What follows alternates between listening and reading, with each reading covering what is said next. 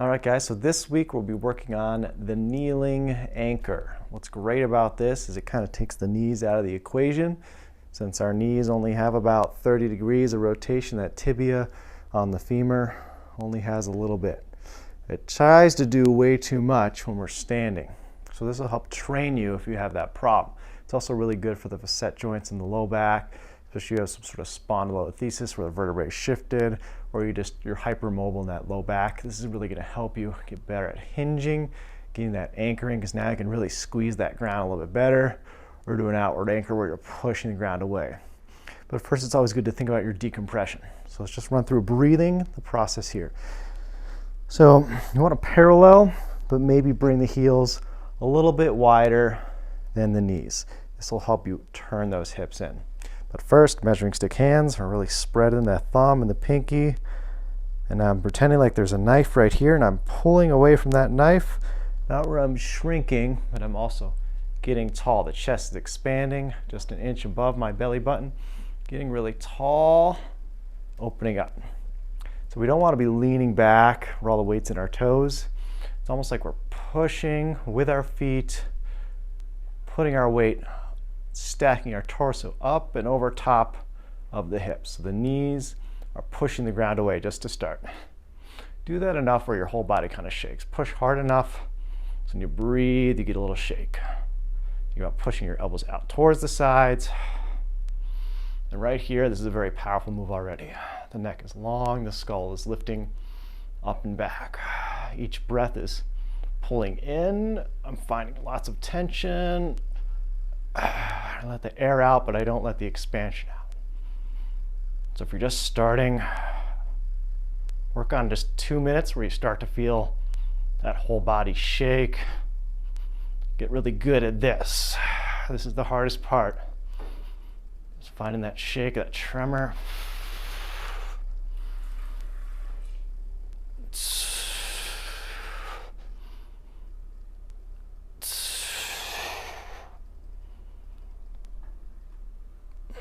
Now we'll add some variation. So let's first think about inward anchor. It might help you to get a little more narrow. And then we're squeeze those hips in towards each other. But first, get that belly in. Then squeeze. Squeeze hard from the left, and squeeze hard from the right. See if you notice a difference between the two. And then do a couple more breaths there.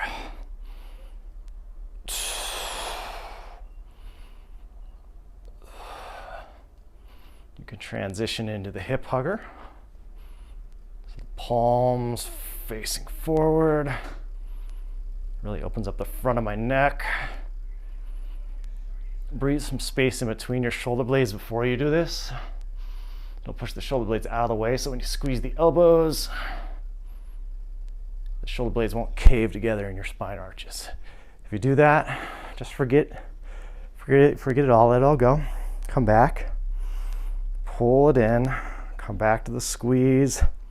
Get that breath in between the shoulder blades, expand them out of the way, drive them laterally and down, then open up.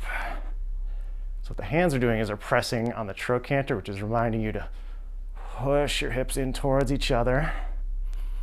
We're not pushing out with our thighs yet, we're still squeezing. And the same breath, you're pulling in there. Now, if you're not good here yet, don't transition because you're automatically going to be too arched when you're here. So first, you got to really train that. Pretend like you're really overweight and you're trying to get that button on a coat to button. You really got to suck in, right, before you zip. So it's almost like we're doing a really stiff crunch. Open up that mid-back, and then we're opening it up even more into length. So you might feel a little hunched here. You might feel like you're falling forward. That's good. So now we'll try a founder with wide. So let's go a little wider, and we'll do an outward anchor. So I'm going to now first decompress, get let my torso up and over the hips, pushing the ground away first, engaging, and I'm driving out now. Don't lose any of those first steps though. So we're still resisting the ground, but now we're spreading the floor. So from here we go into long wing, This is where it's going to feel really tough on the hips. Even harder than your normal founder. As we come up, it's really tough. Pretty much all the weight is out of the toes now. Really challenging, really testing the balance and the hips. If you're feeling good, you can almost hinge just a hair, but keep your length. You don't want to be dropping down like that, because then you've lost all your engagement. If you find that, it's okay. Reset. If I'm tapping you on the shoulders, reset. Do your little crunch. Pull up really tall. Resist the ground. Push it away. Spread the ground. Outward anchor. Go into long wing. Spread the fingers. 2 bowls of water. You're going to scoop them up. Slap them together. Just breathe there. So as I raise, I'm going to hinge just a little bit.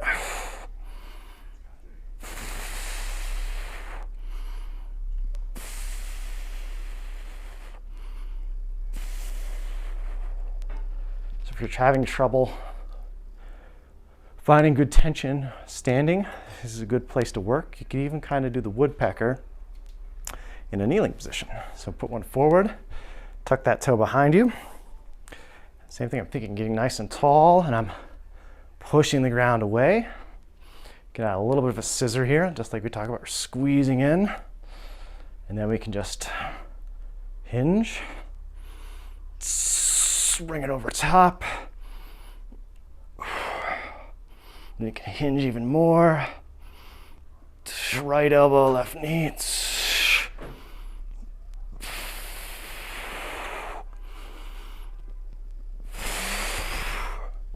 You can go even lower with it. Get that neck really long. You don't have to be up here, because sometimes that arches even more. So fight that thoracic extension. Hinge over that front hip, pushing the ground away. Reach, reach, reach. Let's do that on the other side. First, really set up here. It's good to set up tall. And then kind of raise that hip up. Go for about 90 degrees. You don't want the knee going forward. As the knee shifts forward, the hip comes with it. We're almost trying to get the hip to pull away from the knee. So do think knee forward, but don't actually let the whole body go with it. So it's a tug of war on that hamstring. But first, get tall. And I'm going to open up, and I'm pulling that hip behind as the knee goes the other direction. Oh, I feel the hamstring tension. Resisting the ground. Coming up. Maybe a little bit more hinge. Breath in, inhale, expansion.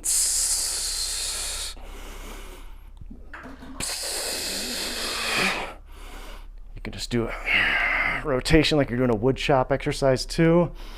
Just be careful, it's happening at the hip, not at your lower back. The more you push the ground away, the better that's going to be, the less is going to happen at those lower lumbars. So you can play around with that. Even just being here, hinging over top, push the ground away, come back into extension, come back. You can chop and hinge to the side, just reach and hold. Lots of variations you can do there. Should be really in the hip, in here too. Really exhaust that hip, it should be nice and burning. Normally when I'm doing the kneeling, I feel the hips way better. Actually makes my knees way better. Sometimes my knees a little achy after standing. It tells me that I wasn't operating as I should be. The hips weren't getting the isolated motion. The knees are trying to do too much. So this will help you train you to do the founder, the woodpecker, everything a little better in the standing position. So that's what we'll be going over this week. Hopefully that helped you out, understand what you're going for. We'll see you in class.